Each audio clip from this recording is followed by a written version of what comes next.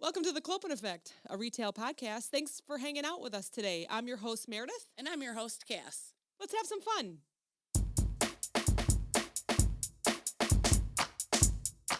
Oh, I hear it. It's loud. You know, she's like this. This is it. Hello. Hello. Hello, Dana. Hi. Yay. Sorry we're late. How's it going? Pretty good. How about you? We are so good. Wonderful. Thanks so much for joining Good. us. Yes. So I have a quick question. I'm super excited. I am too. I am very excited I already also. have a question, but then I'm going to let Cass lead because she has Stop so it. many notes. We're going to send you a picture of what her book looks like. It's amazing. It's amazing. Do you have long or short hair? So I did have long hair for the longest time. And then in a menopausal moment, I was at the hairdresser and it was February of 2021. So it was February of last year. And I sat in the chair and I said, just chop it all off. Cut I'm it done. all Well, off. it's super cute. Like, yeah. Yeah. So Well, my husband was not pleased. Well, he doesn't matter. So it's on how you feel. Exactly. Okay. Okay, just give me 1 second. I'm going to close my office door because everybody is home, of of course. course. Yeah. Okay, and hopefully my teenage boys don't order skip for the second time today. Yeah. And They're then going to the be dog busting in. barking Yeah. like crazy. Yeah. So how do you feel about me like saying exact lines out of your book? Because it's like I want to say the I'm okay line. with it. Okay. Okay, cool. We are chatting about her memoir, Spent, My Accidental Career in Retail. It was And wonderful. I listened yeah. to it. I got Yes. to listen to it. Cass read it. I read it in 6 hours. And I was the crazy runner out on the street laughing, Yeah. and people that were driving by were looking at me like, "What is she laughing Yeah. at?" And I should have brought the book with like, "This is what I'm reading," or "This is what I'm listening to." I totally, and you were like, yeah, you read it because like you had to read. But I mean, I had a few days to read it. I could not put put it it down. down. Oh yeah, I could not put it down. I ran longer miles just to listen just to the listen. book. Yes, it's a very good book. Any of our friends that listen, thank you. yes, any of our friends that listen, you would enjoy this book. Yes, Let us know. We'll tell you where to get it from. absolutely. So one of my favorite things is literally chapter 1. It's page 3, and it says, "Ask anyone who has spent more than a smattering of evenings and weekends in retail, and they'll refer to how much time they did, like they served a prison sentence." And that is so true. It is. I always say I did 10 years at this store, and people laugh about it, and I'm like, it's true. Is that how you feel, Dana? Yeah. You know what? It wasn't how I felt while I was in it. It was the perspective I got when I was out of it Yeah. Oh and yeah. talked to other people who had been in retail. And the question was like, how long were you inside? Right. Exactly. Yeah. And I've noticed that trend for sure. And when I read it in your book, I was like, oh my God, that is perfect. So Yeah. also, so your family had some retail in their blood, which they passed it on that's to you. amazing. Yeah. Can you tell us more Yeah. about that? Sure. So I come from a long line of retailers. Probably the most famous in my family was my uncle, who pulled a publicity stunt in the 1960s. He was launching his furniture store, and he said, of course, it's unacceptable to say it at this time, but back in the 1960s, he said, "I'm going to Alaska, and I'm going to sell refrigerators to Eskimos." Yeah. Yeah. Yeah. And he did. And And he it was did. a great publicity stunt. And he sold more than one refrigerator. So, he was a retailer. My aunt was a retailer. My father was a self-employed retailer. My grandparents on my mother's side started their working careers in retail environments and then eventually had their own store. So I guess the writing was on the wall that I was going to end up somehow, somewhere in a retail environment for a period of time. Maybe I just didn't want to admit it to myself. Yeah, for sure. Yeah. Okay, so then you say in your book, I guess you could say I was born with sales in my blood, which obviously you just explained. Mm-hmm. I could probably sell a swimsuit to a mermaid, but I wouldn't feel good about it. My conscience drives me, and that is something that's not welcomed or encouraged in retail. And I think that was an issue me and Meredith had in retail. Mm-hmm. Is we cared too much about people. We wanted them to have weekends off. We wanted to help them out with this or that. Maybe we didn't do things exactly the way we should have because we had a heart. Yes, that was entirely my problem. And, of course, there are always going to be employees who are going to abuse that and take advantage of your kindness. But from a corporate perspective, when it came to sales, like, I had no problem telling somebody, okay, you need to go to the store a block away because they have it for like $20 cheaper. So, like everybody works hard for their money. And to me, it was like, okay, they're going to appreciate that I just saved them some money. Mm-hmm. And they come back. They do come back to the store because they form that trust with you. Yeah. But my bosses never saw it that way. No, they never do. No. They never do. They're just thinking about the $20 you lost them, right?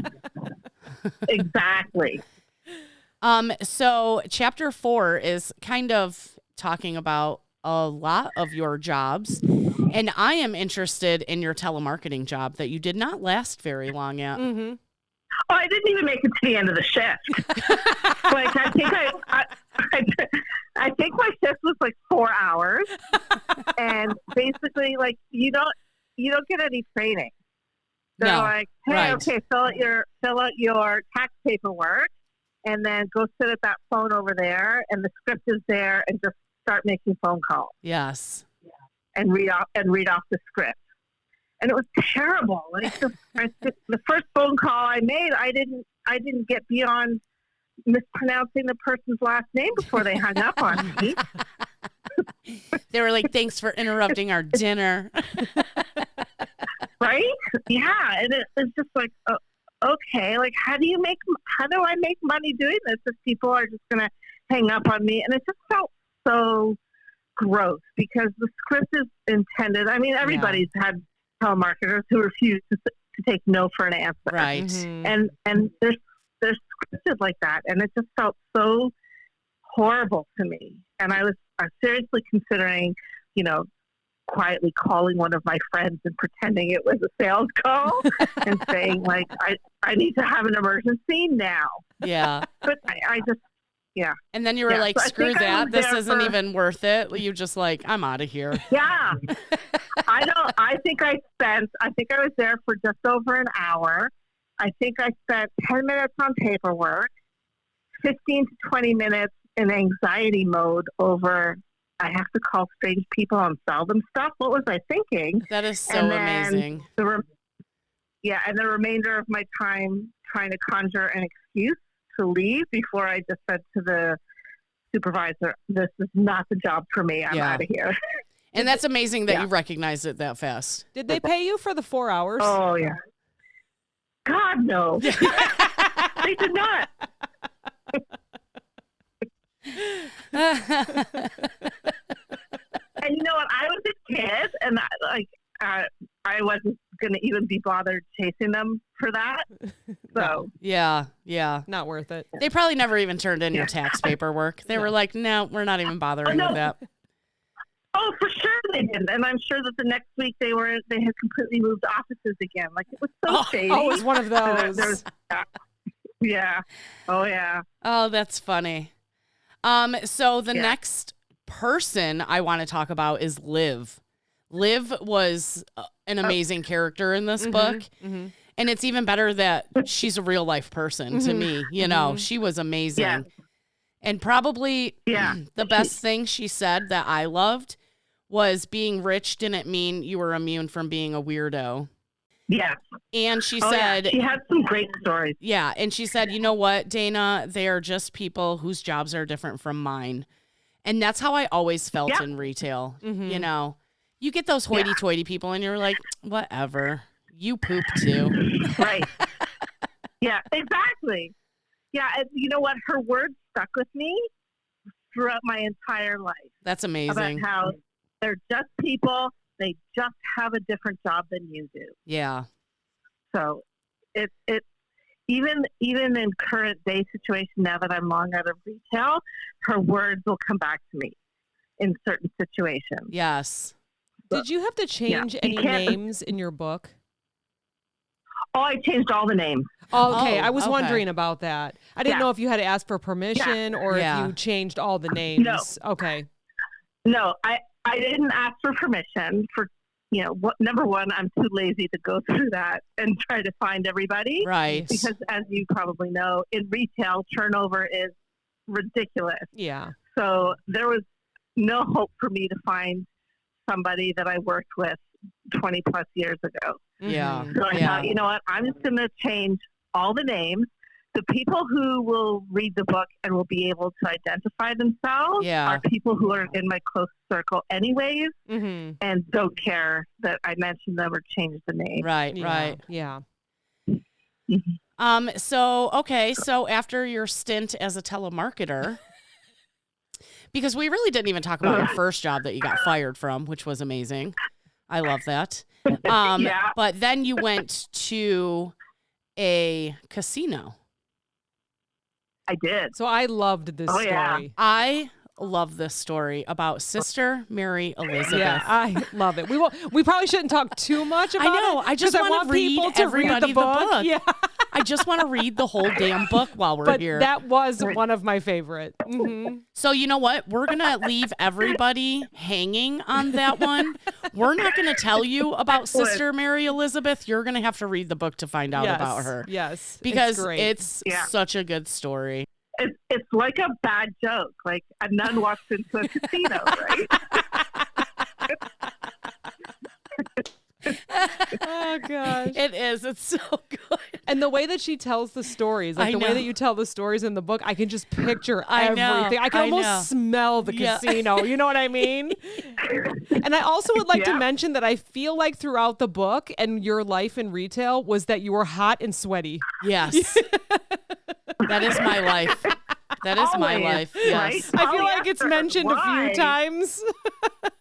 Ugh, terrible. And all the customers are going, it's so cold in here. And you're just like, shut up. Yeah. Okay, so can we talk about what is a unicorn? Yes, of course we can. There's not too many of them. It'll be a short conversation. Oh, You know, I have to say, I've actually met quite a few unicorns in my life. I think it's because I was a lifer Oh. in customer service itself. mhm. So I've met quite a few Quite a few people. quite a few people that, whether it was waitressing, bartending, or working retail, they were lifers. Yeah, they were over the 10 years, 15 Yes. years. And we know actually quite a few people that they're on 18 years, 20 years, Yeah. like have been there since the store opened. Yes. And so we actually do know a few unicorns. But can you explain what a unicorn is, Dana? So to me, a unicorn is a lifer. So somebody who intended to be in retail for their career Yes. and who actually enjoy it and who can navigate the murky waters of management, whether they are in management or whether they're on the sales floor, and they love being of service, and that's their dream, and all the rest they don't really care about. It doesn't bother them. Right. Yeah. Right. I feel like that's us. Yeah. Yeah. Like we're still in retail. Yeah. Yeah. And we're lifers. I mean, we were just talking about it yesterday. I've been in customer service for 25 years and I'm Yeah. only 40. So, I mean, I'm You're a lifer. there. You're a unicorn. But you also mentioned, which Yeah, for now sure. I'll mention this now, but it's way back farther in the book, is really how small of a world retail is. Once you get into it yeah. and you start hopping around, you kind of run into a lot of the same people, right? Yeah, for sure. And I have this memory of this. I was hiring for a big box bookstore, And I didn't put this story, I didn't put this into the book, but there was one incident where this woman walked in for an interview, and I hadn't even looked at her resume. I was like the secondary manager who was sitting in on the interview, so I didn't even see her resume. She walked in, and I looked up to see who came in the door, and it was somebody that I had fired previously from another job. Awkward. And her face dropped. Yeah, her face just dropped. She went pale, and she left. Yeah. She didn't say a word. She just walked out. Yeah. Oh my god. And then my fellow manager was like, what happened? I'm like, oh yeah, I fired her, and this is why. So it happens, right? And it is a really small world, and I would run into people that I worked with at conferences or in other in corporate meetings. There's so much movement in retail that it's impossible to not see somebody at any kind of retail event. Yeah. Yep, I agree. Yeah. Yep. Yeah. So then now I'm moving on to paychecks, right? Mm. So I know you're in Canada, so it's a little different than the United States, but not much really. But I'm looking at, it says at the time of you writing it, late in 2021, the internet search showed you salaries have not much improved since your first gig in 98.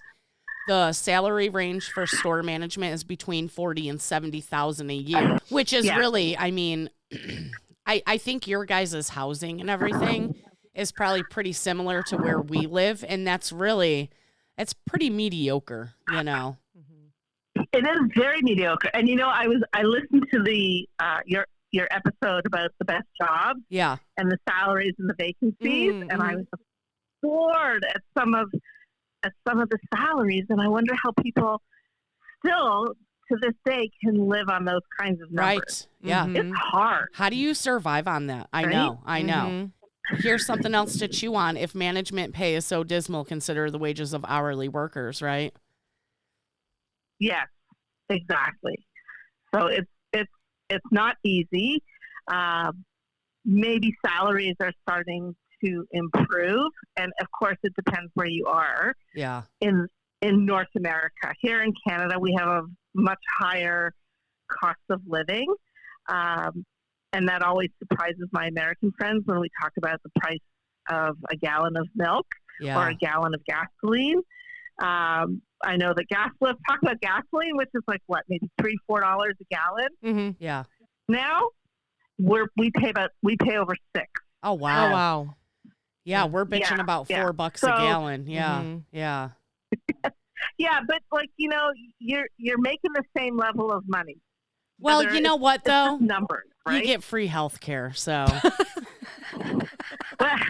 yeah. If we didn't have to pay our premiums every month, Right? we'd have more gas money. Yeah, I'll suck up the crap salary for healthcare any day of the week.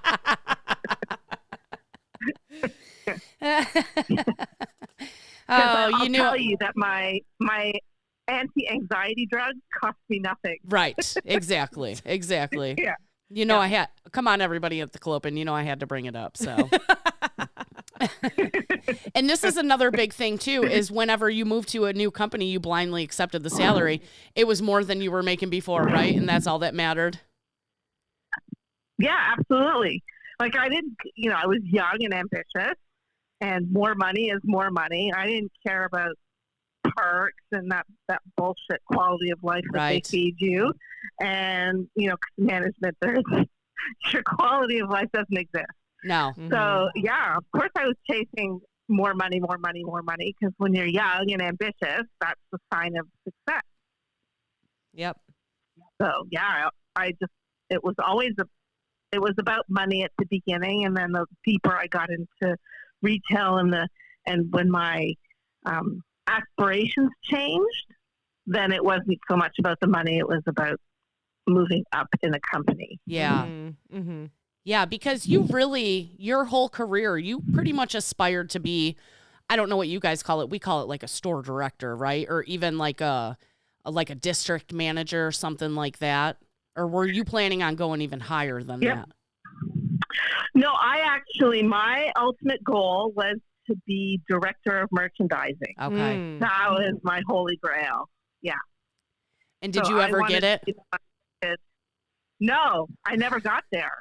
I never even got close because when I was really shining as a merchandiser, and there's a story in the book about this, that when I got really close and did something really edgy that the company ended up adopting across all their stores, the person above me, the person whose job I one day wanted, took the credit for it. Right. It took the wind out of my sails, and I was heartbroken for a very long time. I was heartbroken reading that story. Me too. Yeah. It really I was like, oh. Yeah, I'm pretty sure you started to talk about what had happened, and I just went, oh no, out loud to myself. Yeah. Yeah, it was rough. But you know what? That was my goal. I wanted to be a director of merchandising. Yeah. Because I love merchandising. Mm-hmm. You know, I love the ability to tell a story with whatever it is you're trying to sell, and I love making the pieces fit.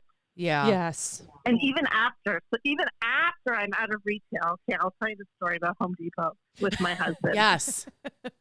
So my husband used to work for Home Depot. He was the energy management guy. So he was the one who, ran all the HVAC systems for all the stores, balanced their budgets, made sure everybody was not spending too much on, removing pigeon poop, all that kind of stuff. Right.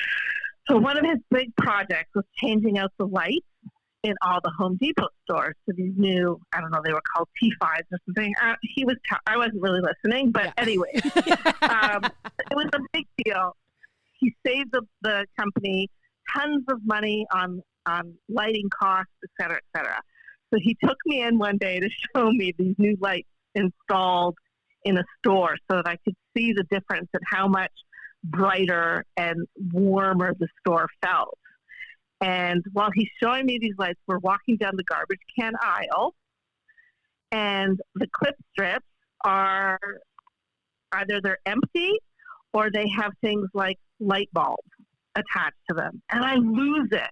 Like I'm saying, I was still kind of at the early stages I was at the end stages of my career and didn't know that I was going to leave. So I was still a merchandiser. And I stood in that aisle for 10 minutes while my husband's trying to proudly show me his work.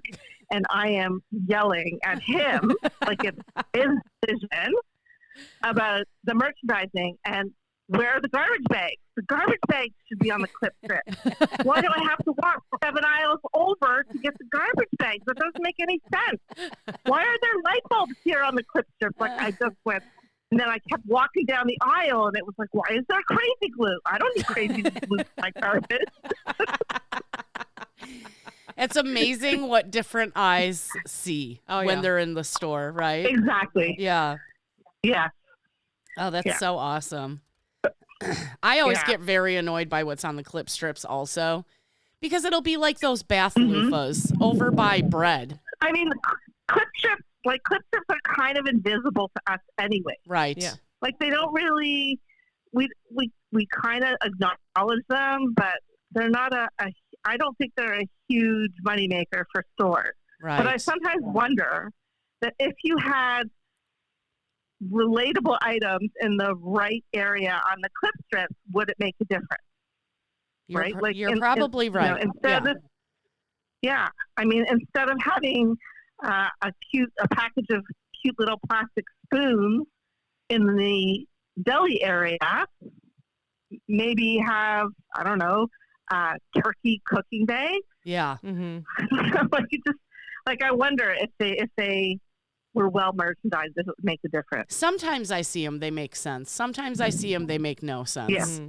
It's like an impulse buy. Yeah. Like, oh, I need that. It's totally. Yeah. Yeah. I remember my only purchase from an impulse buy clip strip or like a little shelf that's suctioned to the glass was an itty bitty tiny little pan for cooking an egg, and it was right by the eggs, and I frickin' bought that You know thing. what? I think it got me too. I think I have that same one. Am I the only one who didn't buy the tiny You're egg gonna pan? have to buy the Come tiny on. egg, and it's so little, and it works perfectly for one egg. I always eat 2 eggs, so then Well, I just then be it's not gonna crabby. work for you. That's Yeah. why you've never bought it. That's why I never bought it, because I'm like, I eat 2 eggs. I'm not only eating 1 egg. You I know? think that's the only thing I've ever, and now that I think about it, when I'm shopping, I can't think of like seeing those clip strips. Like they're just nothing that I would grab. No, because we walk right past them. Yeah. We don't care. We don't see them. Yeah. Yeah, they like totally Dana said. become. Yeah, they're invisible. Yeah. They are. Yeah. Yeah, they should get rid of them. Unless they have light bulbs on them by garbage cans. Definitely. That's where they Yeah. go. That's where they'd go. So I'm going to skip over this story because this is another good story that if you want to know about it, you're going to have to read this book. And Which one it's is that called The Gorilla in the Bookstore. Oh, yes. And Yes. that Oh, one, God. that also scared me. And then the next chapter is called Fight Club 2000. Oh, yeah. And I put a note on this chapter. I said the whole chapter was amazing. And the Boxing Day sweater cut in half was just absolutely amazing. That was my first ever Boxing Day in clothing retail. Yeah. Amazing. Yeah. Yeah. And no Boxing Day has ever lived up to that. I always, it's funny, like I was horrified that these women were acting like this at the time. But then going forward in my career, I'd be like, yeah, I'm working Boxing Day because I want to see the fight. It doesn't happen in housewares. No, definitely not. Never did. People throwing dishes at each other, that could really get dangerous. Exactly. Yeah. So for those that don't live in Canada, what is the celebration of Boxing Day? It's December 26th this year? It's December 26th. So Okay. up here in Canada, it's like Black Friday Yeah. Okay. for for Americans. So, our Thanksgiving happens in October. So to do a Yes. close Christmas sale is ridiculous.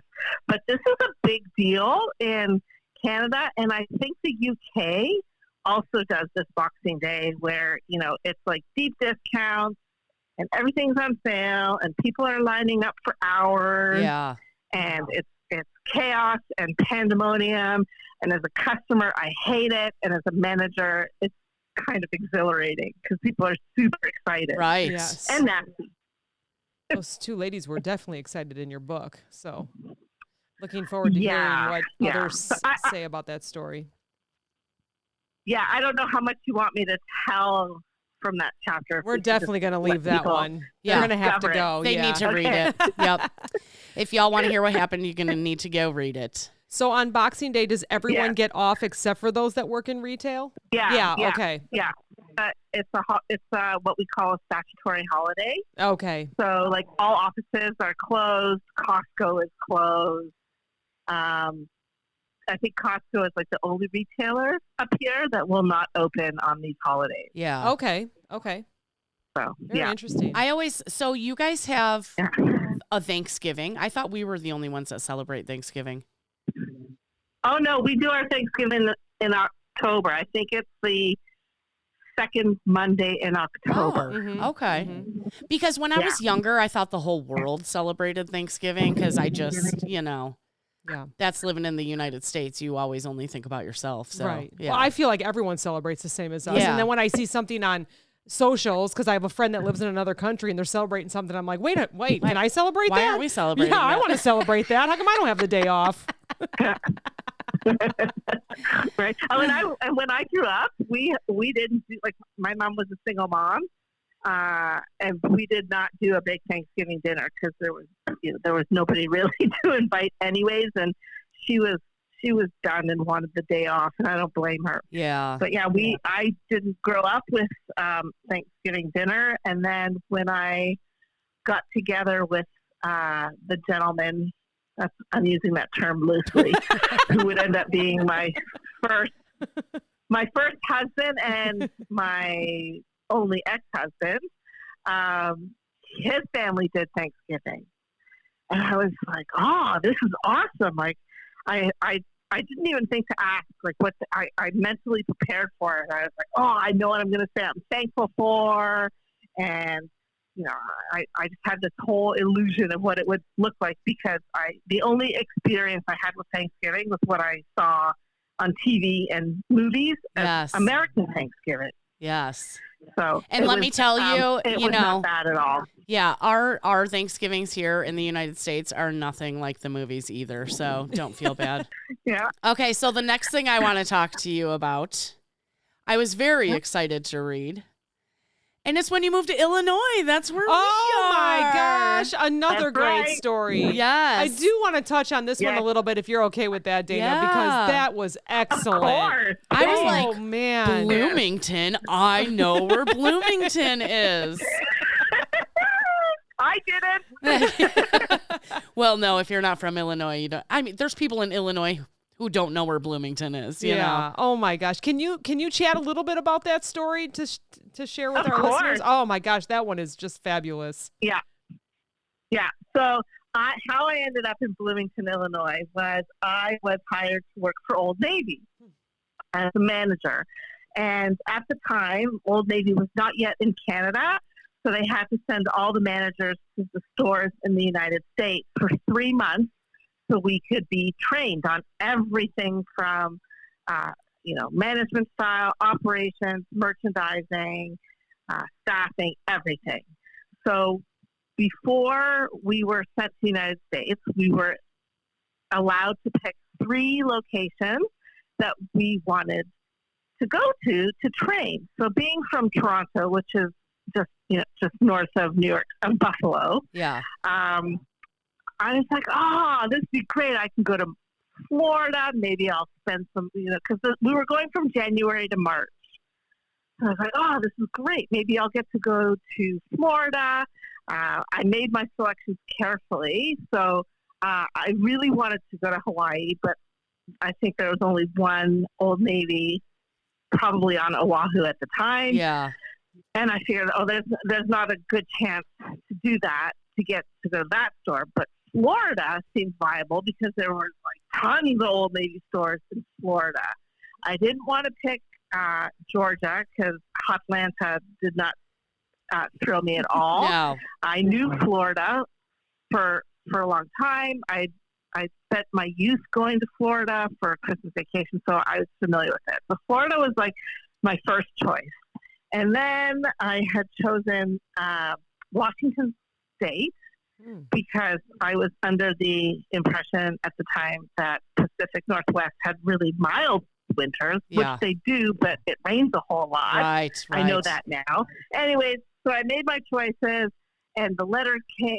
We all got our letters on the same day, and I was super excited, and I opened up my letter, and I'm thinking, I'm going to end up like in Miami or Fort Lauderdale or somewhere really nice and fun. And I'm like, I look at it, it says, you are going to Bloomington, Illinois. And I'm just like, what?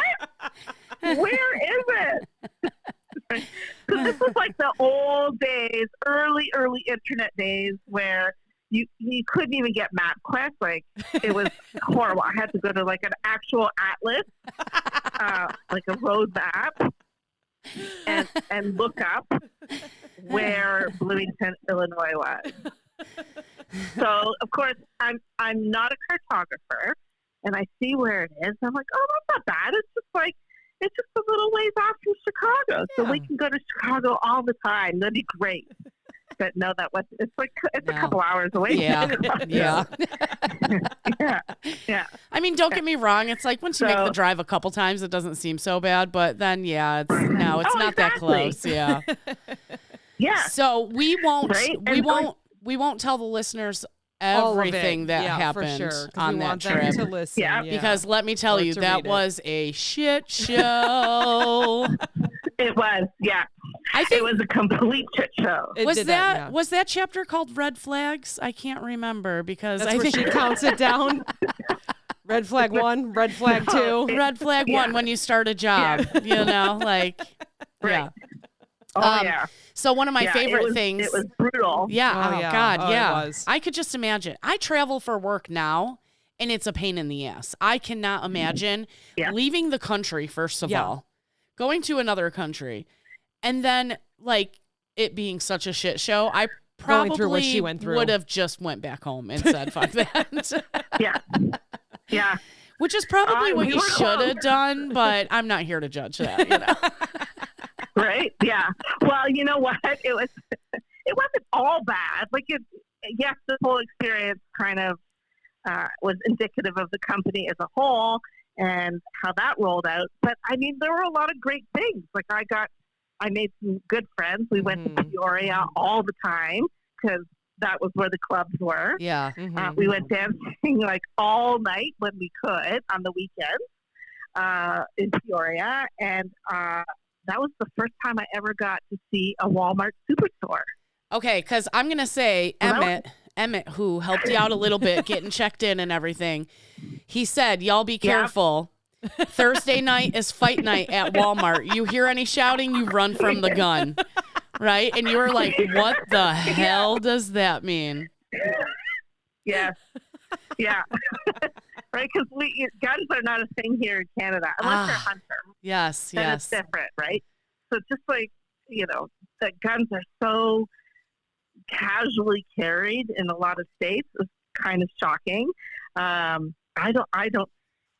think he was joking because obviously he was, but you know, taking advantage of these nice, polite, kind of naive and stupid Canadians who are like, that Walmart is so huge. Oh my God, never seen a big, I had never seen a super Walmart. Right. And this was like 2002. Oh my gosh. Maybe 2001. No, 2000, around 2000. Do you have them by you now or no? Now we do. Oh, Yes, okay. we do. But we didn't back there. Like 20 Yeah. years ago, we did not have the Walmart Supercenter. Yeah. So, you know, to be able to get my, you know, Cane's Her Way and my fresh strawberries in the same place was like awesome. Amazing. This is wild. That is so amazing. Yeah. Yeah. Yeah. What a retail dream. What do you mean I don't have to go to 3 different stores? This is amazing. You also have a chapter called The Heiress, which was very interesting. And I think we may have all run into people like this. Maybe not as, I don't want to say hoity-toity because she wasn't that way, but maybe not as well off as yours one that was. You, But we've definitely had bored housewives who really didn't have to work, but they wanted to get out of the house. And she was just very pleasant, huh? She was amazing. She was so kind and patient. And like, I should have known that something was up because, you know, she came in, her skin was tan, her teeth were perfect and super white. And she had this beautiful tennis bracelet. Like she just, when I thought about it later, it's like, oh yeah, she just oozed money. Yeah. Oh, she was one of us then? Is that what you're saying? Now not me. Exactly. Right? Yeah. But, you know, it was also part of the demographics of the store that I was hiring for. Yeah. It was not uncommon to, you know, for women to get dressed up to go to the mall. And for that, it was and just all about appearances. Yeah. Oh, sure. Like 40% of my customer base would spend more money than they actually could afford to. It was sort of, you know, talk about keeping up with the Joneses. Yeah. That was the neighborhood where sad. everybody was, it was really bad. So I just sort of was like, oh, she must be one of those. But then I find out that she is, in fact, the heiress to a billionaire fortune. Incredible.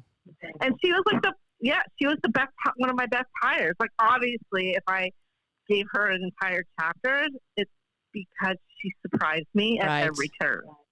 You know what? She but was I feel naughty. I feel like it's, I mean, granted, you get people who really need the money that work very hard, but then it's almost like the people who don't really need it work the hardest for you. Like, what is that? I don't know what that is. Yeah. I think they need to get out of the house. They need to feel like they're doing something. They're grateful. I mean. And they don't have anything to prove.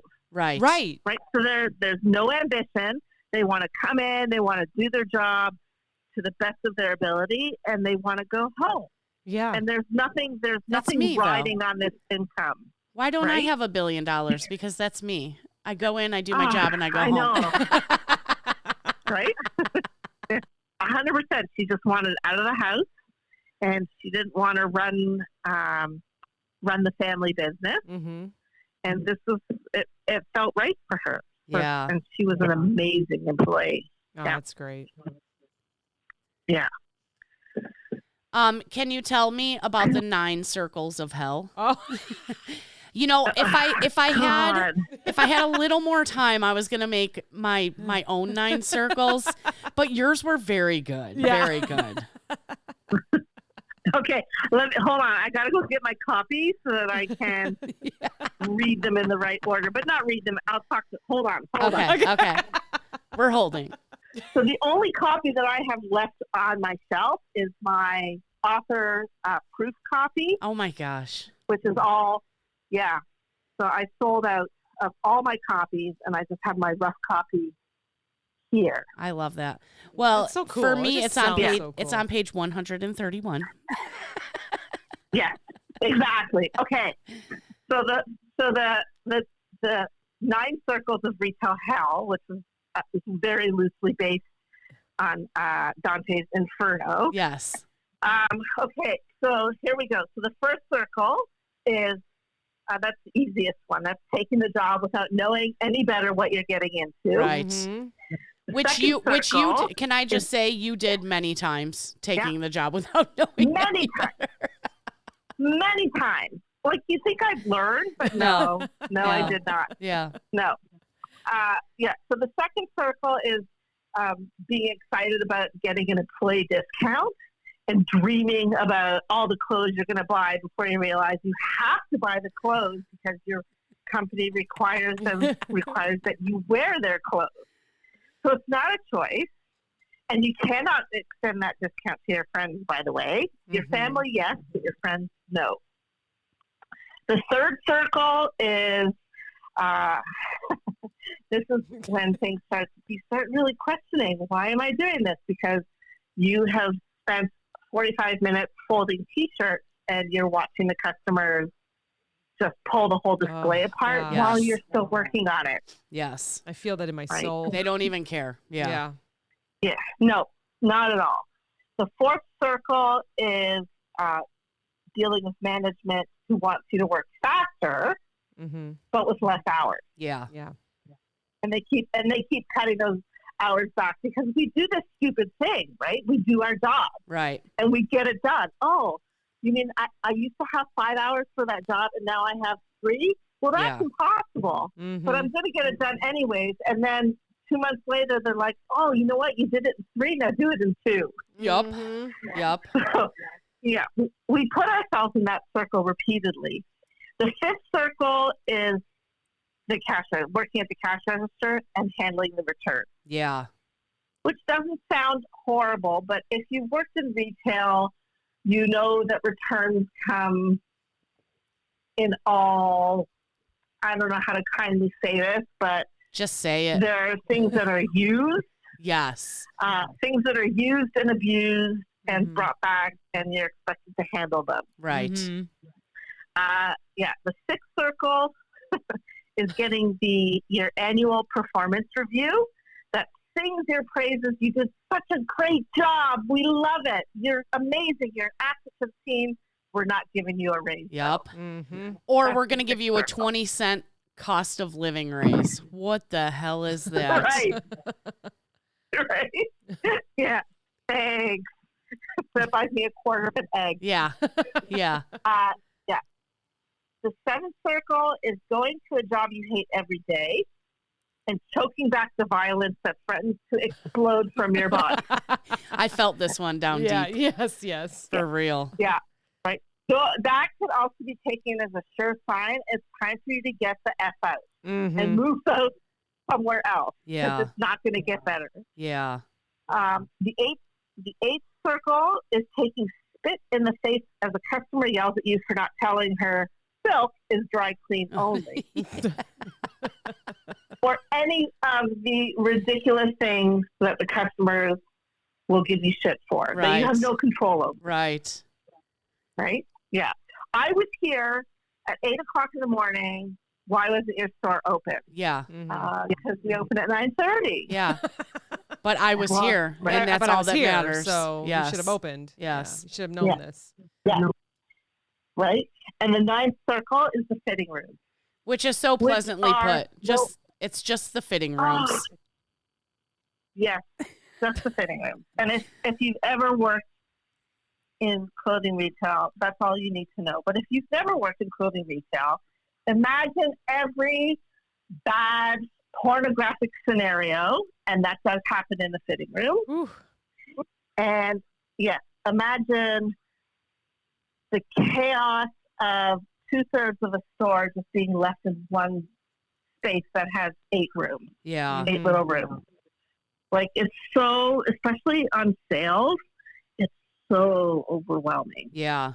Like, not just sales, but like certain times of year, like even back to school. Oh, yeah. You could end up with like 2,000 pieces in your fitting rooms. And we had to, and I talk about this in the book, how we had to close off the fitting room and just like keep throwing clothes in there. Dumping stuff in there. Yeah. My kids used to think they didn't understand it. They thought it was weird when I'd be like, I'm sleeping in the fitting room before you go in there. Yeah. Because I don't know what's like, there could be some gross things lying around, and you're 8, and I don't want you picking that up. Right. Yeah. Right. Yeah. Mom, what's this? Yeah. Oh my God. Yeah. So you also. And to this day, like, if I'm in a store and I see that their fitting room is getting out of control, I have to walk away. Oh, like, yeah. It does give me anxiety, and it reminds me of, and I feel for those people because I know what they're going through. Right. Right. You say in clothing retail, recovery is a lesson in human behavior. And you also say clothing retail by its very nature will prepare you for the worst of humankind. And you say you'll be a better customer for all humankind after you work in it, which I took those little things out of a whole page, and all of them are true. Mm-hmm. It is true, right? Like, I feel guilty now. If I can't get my clothes back on the hanger, I feel awful. Yeah. Which is silly. Yeah, that's funny.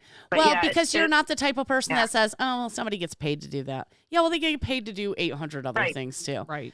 I had made a note in the book. I had made a note in the book about putting clothing back. I said carts also, because that's a lesson in human behavior also. Yes, it is. And we've talked about that before. And do you guys have, so we have Aldi down here. Do you have Aldi up there? No, we did. Well, we did way back in the 80s. I think we had a few, but we don't have them anymore. No, because Aldi's the only place where you have to put a quarter into the cart. So you have to return the cart in order to get your quarter back. Mm-hmm. And that is the best practice ever. Yeah, well, we have to do it here in Canada. COVID changed some of that for a lot of retailers because all our shopping carts at every grocery store, at Walmart, you had to put a dollar coin in. We call them a loonie. Okay. The bird on the coin is a loon. So you either had to put in a quarter or a dollar coin to get your shopping cart. And we've been doing this for decades. So to me, when I go to the United States and I'm like, I don't have to give a quarter? No. What do you mean? I can just take the shopping cart? No, they just leave them out in the lot, let them hit people's cars, and then say they're not responsible for it. Yeah. But there have been some like interesting developments in the shopping cart technology, like the ones that the wheels lock. Yes. If you try to take it off the lot and there's a sensor and the wheels lock. Yes. That is some funny shit. Watching somebody who doesn't know. I mean, it's horrible to laugh. But I work retail management, so I earned the right. So when I see somebody taking a shopping cart and I know that the wheels are going to lock, and it locks, and then the cart spills and they go over the cart. And that's terrible. I'm going to hell because I laughed about it. Oh, that's so amazing. Did you think the sign, and there's a sign inside the shopping cart that says you cannot take it off the lot or the wheels will lock. Yeah. But I guess some people think it's a lie, but it's not a lie. No. We have stores here that if you don't spend a certain amount of time by the cash registers, like going through, it locks as soon as you leave the building. Yeah. So we see the same thing here, but just a little sooner. Yeah. Because they think you're trying to run out of the store with merchandise. Yeah. So me, who's a vendor, I walk in, I grab a cart, I go do what I'm doing, and then I go to walk out the door with an empty cart, and it goes, and it starts dinging, and everyone's looking at you, and I just walk away. Yeah. Yep. Yeah. Yeah. Does anybody ever stop anyone? When the alarms go off? No. No, they just leave the cart sitting there. Yeah. So it's in the way of everyone else trying to get through. And then, because until they hit that button to unactivate those locked wheels, it will lock every single cart going through there. That's the best. So then everybody's stuck. It's like and a bottleneck. they're going, what's going on? How come we can't get out the door? And I just walk away laughing. Wow, that's interesting. It So is. different. Yeah. Yeah. Okay, so now we're up to chapter 17. She has so many I know, notes. I have so many notes in here. It's hilarious. We're going to post a picture of this. What do you have? Okay. You have 25 chapters. I'm already to chapter 17. So in this chapter, you're kind of talking about corporate visits. And, well, Yes. this is when you kind of lost it with Old Navy. And the one line that I couldn't get over is, wouldn't it be better to let them see how things really are? We would prepare for these visits, and it was like, if these people really wanted to know what happens, why don't they show up on a Wednesday afternoon unannounced? Yep. Exactly. Yeah. It's such a pipe But dream. it never works that way. No. Yeah, and I always found myself wondering, do they really think that this is how the store looks all the time? Right. How could they not know? There was many times when I started the job I'm working now where we would go in for store support. There would be 30 of us there. And they would say, okay, now they're going to be here sometime around noon. You need to leave before then. Nope. Because then they go, look you guys only have 2 people per shift in this department, and it looks great. Everything we're doing is fine. Everything is working. Yeah, and then the next quarter, your payroll's cut. Yeah. Right. Yeah. Right. Yeah. Exactly. Yeah. Exactly. I got in trouble frequently for speaking my mind about that. I'm so glad you did that. Thank you for doing that. Yeah. Although, you know what? You made a difference for the people that you worked for right then, Mm-hmm. Oh, thank you. Yeah. It's very rare that somebody speaks up to anybody like that, So, but then I read this line and you say, finding yourself having to measure the fallout from being written up versus a urinary tract infection.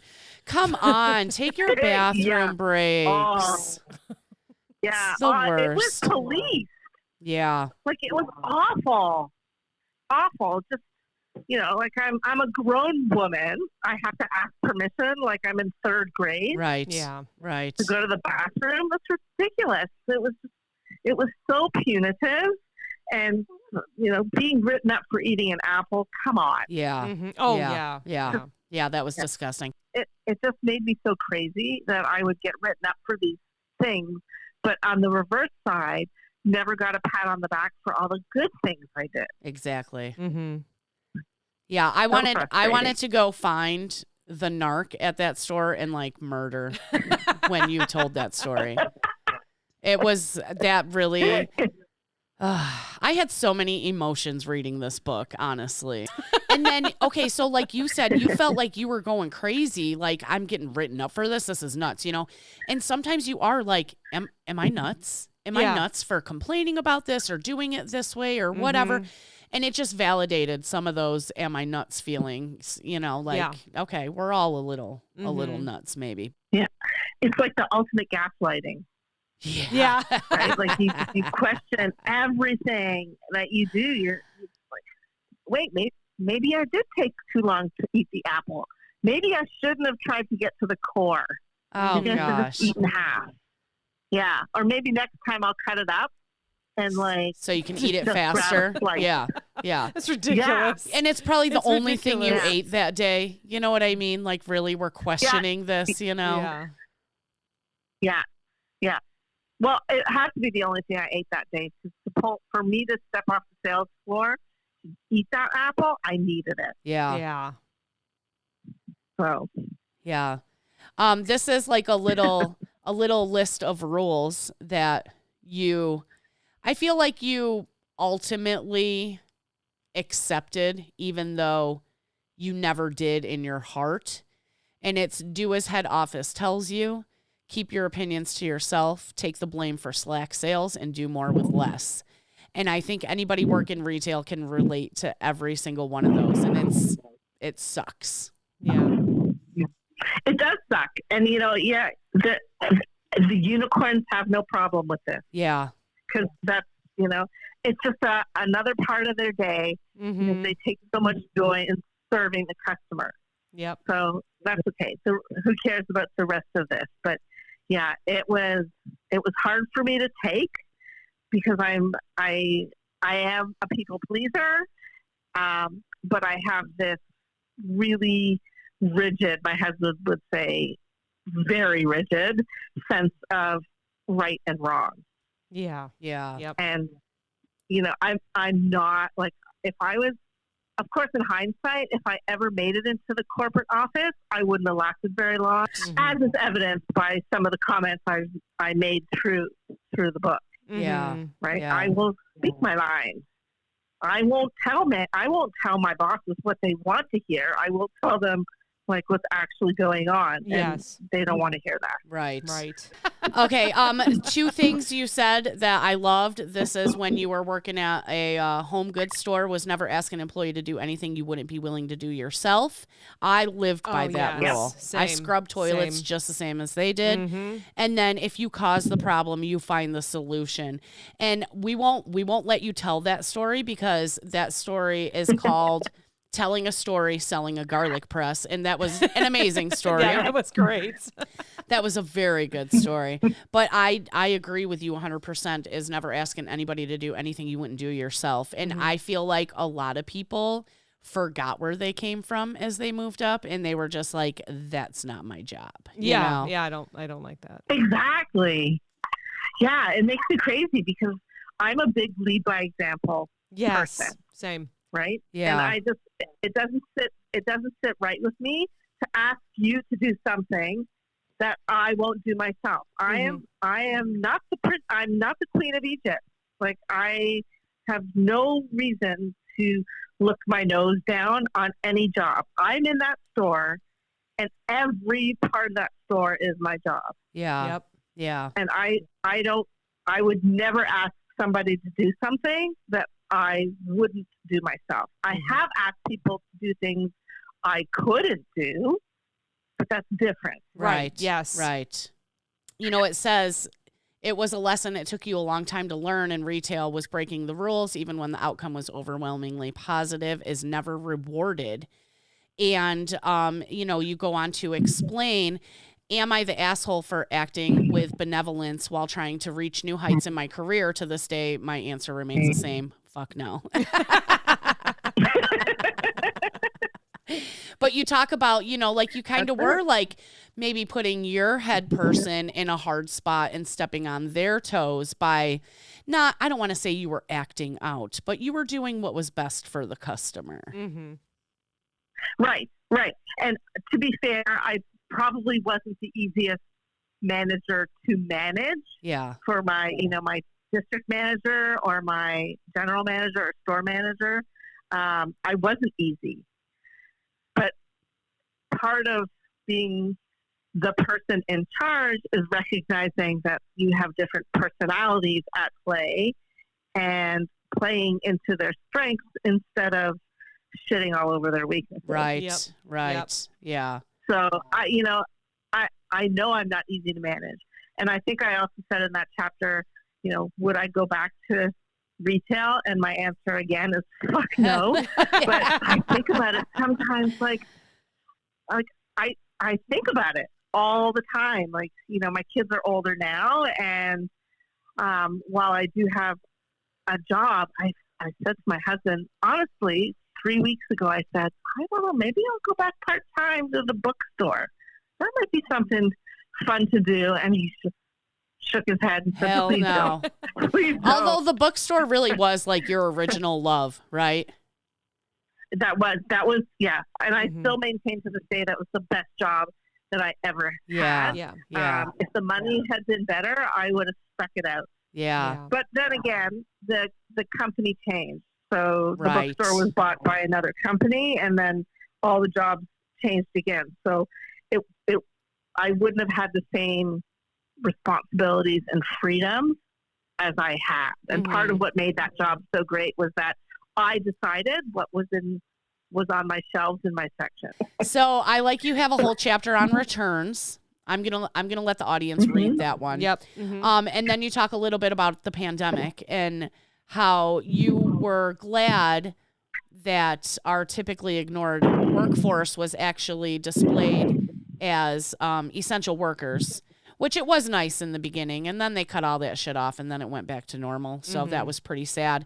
But you did say the next time you hear somebody berating a cashier, step in and say something. Even if you're not cool or not comfortable telling a customer to cool it, take a moment to acknowledge a cashier when it's your turn. And that's like so important nowadays. People feel so entitled and they just treat people like shit. And the more we speak up on behalf of those people that are getting treated like shit, maybe we can make a difference. Yeah. Yeah. And you know what? Even just to be kind and genuinely ask, how's your day going? And I have this one question that I ask every cashier I come into contact with.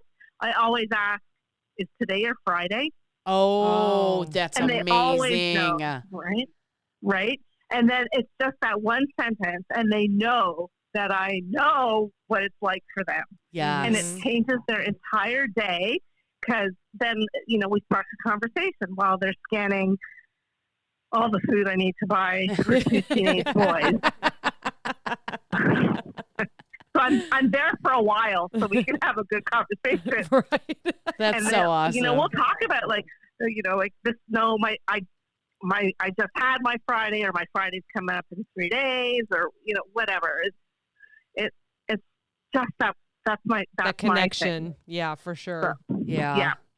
And You definitely. It's just one question, and it lets these people know that I see you, I appreciate you. I know this is a shit job sometimes, but keep doing the good work. Yeah. That's awesome. That's amazing. So I have 2 tabs left. And the last one in here, well, I have 3. Sorry. Is you talking about a lady lollygagging in the store, and then when you go to let her out, it was like one of those roll down gates, and she tried to like get under it, and her purse got snagged on the bottom, and you were just like, yeah, see ya, bitch. Yeah. Exactly. Oh, it's so rewarding. Yes. I felt so good about it. And it's like, she can't be mad at you. You didn't tell her to go right then. Right. I didn't tell you to go before the gate was lifted, you dumb hoe. Exactly. Oh, that's so great. They're so slow. Yeah. That's so fun. I felt rewarded for you when I read that story. So. Yeah. Okay, so the last thing, well, no, wait, I have 2 more things. That's okay. So my second to last thing is your acknowledgments. I don't think I've ever read the acknowledgments in a book. I read every single page of your book. I swear to God. So, but my favorite of your acknowledgments was your husband, Jeff, and your boys, Mason and Weston. I know you get tired of hearing me talk about my writing, but you smile and nod because you love me. Also, I can see in your eyes that you're never quite sure if I'll turn my lens on you and in an over-exaggerated, mostly true memoir about motherhood. I can't make any promises. I love you forever and always. Oh, those poor boys, what they must live through. Right. So I have 2 other memoirs. Yes. So that was my very last tab. Yes.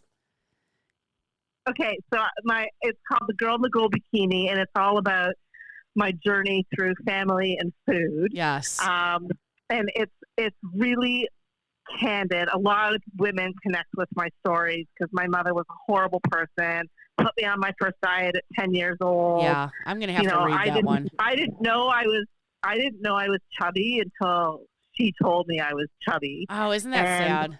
Anyways, yeah. So I lay out everything. Like I don't keep any secrets in this book. And my oldest son, he's now 18, but when he was 13, he snuck the book. Right? So I wrote it. Oh no, he would have been 14 or 15, like just in that age where high school is a big deal and he could get into some trouble. And there's a couple chapters in there where I talk about all the unprotected sex I had and all the drugs that I did. Yeah, right. So I didn't know that he read it, and he snuck it when nobody was paying attention. Yeah. And he read the book. Wow. And then he admitted it to me. So he's like, I said, "Do you want to talk about anything?" And he said, "Nope, I don't need to know anything else. But you cannot." He said, I think he was 15, because this sounds like a 15-year-old. But he said to me, you cannot give me shit for any of the things I do, because there is no way I'm ever going to be as stupid and careless as you were. Oh, shit. Yeah. Which is great, right? I mean, he read it fine. Oh, my gosh. And there's like what, it had to be uncomfortable for him, because what 15-year-old wants to read about their mother's teenage sex life, right? So we didn't talk about it. But then I do the most wonderful thing in the world, and I follow up that memoir with my next memoir, which is all about menopause. Yeah. So, I talk about, my boobs sagging and my vagina collapsing and all these and hair growing out of my ears, like all the stupid, ridiculous things, and like the anxiety and the things I worry about in the middle of the night. So they are. My youngest has not read any of my memoirs, but he wants to read Spence because he's ready to start looking for a part-time job, and he feels that he needs to be armed with knowledge about retail. Mm-hmm. But I haven't, and I'm very candid in those first two memoirs. It's like it's all out there for the world to see. I don't hold anything back. I make people laugh, and they're never quite sure if what they say and do is going to end up in the pages of a book. Yeah. So I feel like people are like that with us and the podcast. Yes. Because a couple times someone will say something, they'll be like, wait, are you going to talk about this on your podcast? I'm like, absolutely. I'm taking notes now. Oh, yeah. So where can everyone find all your books, including Spent? Okay, so all my books are available on Amazon and Audible.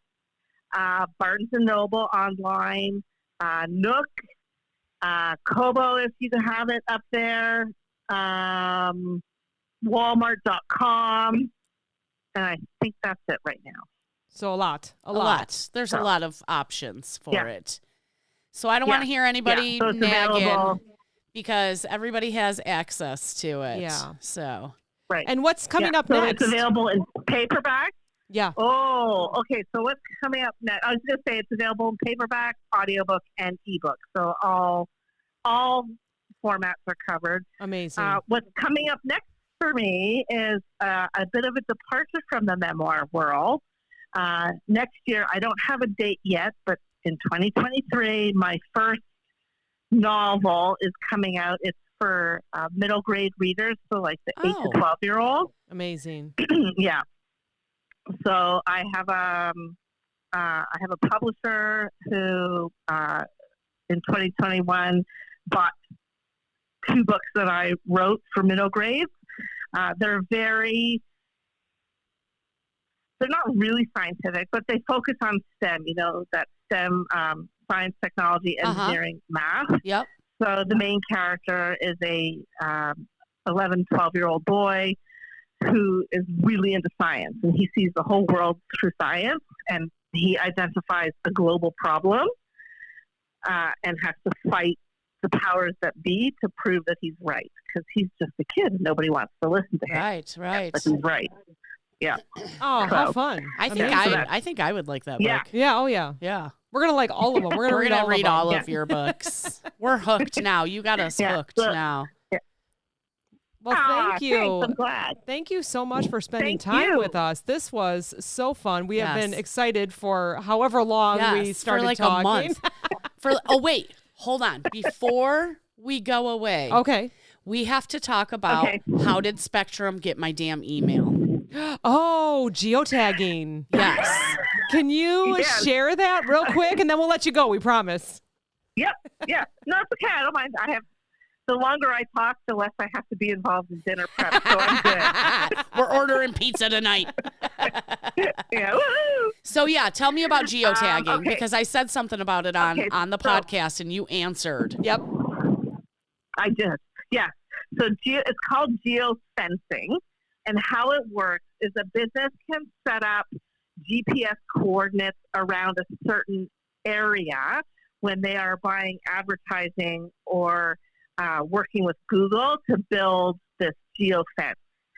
So what it is it's like a virtual fence, essentially, that they can set up parameters that anybody who drives through, shops in, picks up a kid at soccer, does anything within this fence is eligible to get ads delivered Jesus. to them through social media.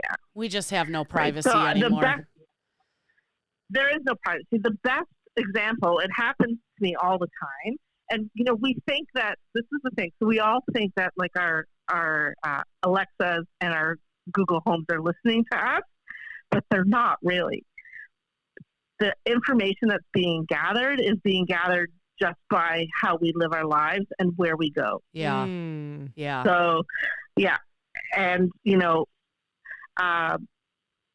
what happened to me was when I was in Orlando at Disney Springs, and there was a VR storefront. So, all these VR experiences. Uh-huh. And I walked into the space, and I looked around, and they were fully booked for the day because my boys wanted to do it. And they were fully booked for the day. And I walked out, went down 2 stores down, and stopped to open my Instagram, and there was an ad already for the VR place. Incredible. They are on top of it. Yeah. Mhm. So the only way to sort of avoid that is turn off your location services. Yeah, which So I always have mine nobody on. ever. Yeah. Thank you Yeah, for taking time and exactly. sending that email and explaining it. Yes. I did not want to answer it until I talked to you because I was like, I'm keeping that on the back burner for our episode here. So, yes, I appreciate you taking time to explain that to me. Oh, my pleasure. It's a retailer's dream to be able to deliver ads specifically within a location like that. Right. Yeah. It's And insane. It is. It's wild. Oh, Oh, Dana Goldstein, thank you Yes. so much. This was so fun. Thank you. I enjoyed every minute of it. I could keep talking to you ladies forever. that's You're perfect. awesome. Well, you know what? Maybe when we read your next book, then we'll have you back on again. I will be there for sure. Perfect. Thank you so Thank much. you. Thanks. Take Bye. care. Bye-bye. Okay, so that was super That was great. good. She's amazing. That was Thanks so everyone good. for listening. Yes. Please go buy Dana's book. Yes. Or You- do Audible like I did. Yes. And you can listen to it just Or like Nook. you listen to our Nook show. it out. Yeah. Yeah. While you're It is driving around. really good. It's yeah. a fast read. You'll finish it in a couple days. If you work in retail, you'll relate. Yes. Amazing. There's Dana so many good Goldstein stories in it. Spent. Yes. Yeah. It's my accidental career in retail.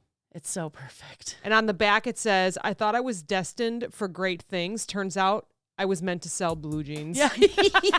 And there's a Which story is- about that in Which there. is also great things. You know, Yeah. we all need our Amazing. jeans. So, yeah. Well, thanks everybody for listening. Yeah. We'll talk Happy to you Friday. next week. Bye. This podcast is brought to you by NameTag Productions, LLC. Entire podcast, unless otherwise stated, written by the hosts. Drums, written and performed by my son, Steven. The Clopen Effect, a retail podcast. If we have to be all in this together, we might as well make it fun.